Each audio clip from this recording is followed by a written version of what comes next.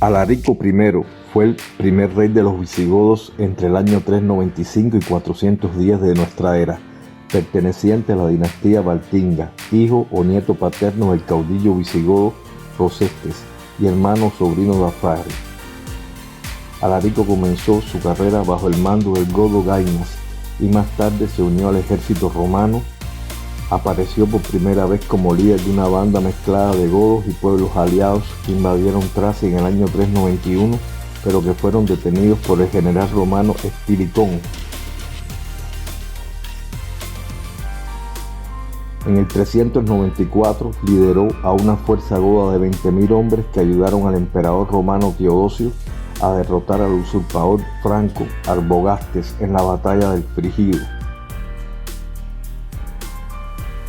A pesar de sacrificar a unos 10.000 hombres, Alarico recibió escaso reconocimiento por parte del emperador y decepcionado dejó el ejército.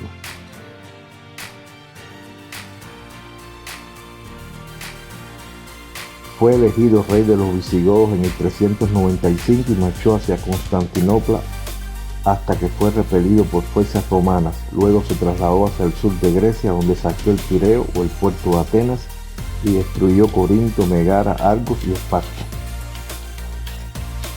A pesar de todo, el emperador de Oriente Arcadio nombró a Alarico Magister Militum, el cargo más alto militarmente en Iliria.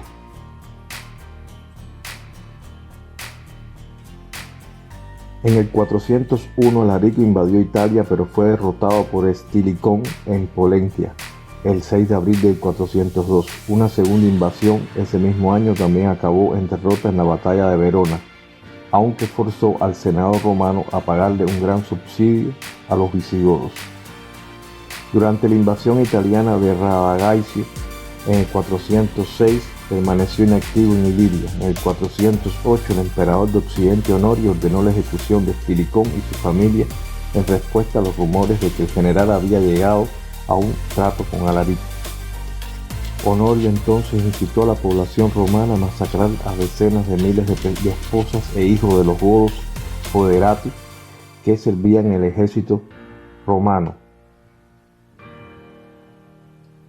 Los soldados godos en respuesta se pasaron a Alarico, incrementando el tamaño de sus fuerzas a alrededor de 30.000 hombres y se unieron a su marcha sobre Roma para vengar a sus familias asesinadas. Moviéndose rápidamente a lo largo de las calzadas romanas, Alarico saqueó las ciudades de Aquileia y Cremona y saqueó las tierras a lo largo de la costa adriática.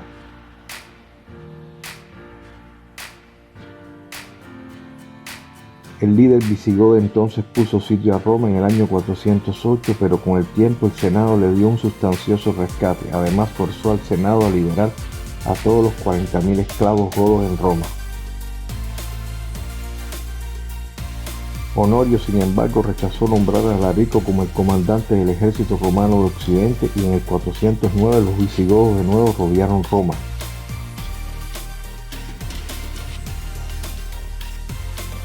Alarico alzó el bloqueo después de proclamar emperador de Occidente a Átalo. Átalo lo nombró Magister Utriusque Militae, maestro de ambos servicios, pero rechazó permitirle enviar a un ejército a África. Las negociaciones con Honorio se rompieron, después de lo cual Alarico depuso a Átalo en el verano del 410 y asedió Roma por tercera vez.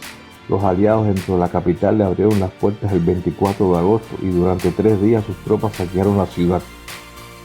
Aunque los visigodos se dedicaron al pillaje por Roma, trataron a sus habitantes humanamente y solo quemaron unos pocos edificios. Alarico declaró la inmunidad de las basílicas de San Pedro y la de San Pablo, donde no serían perseguidos quienes se refugiasen en ellas.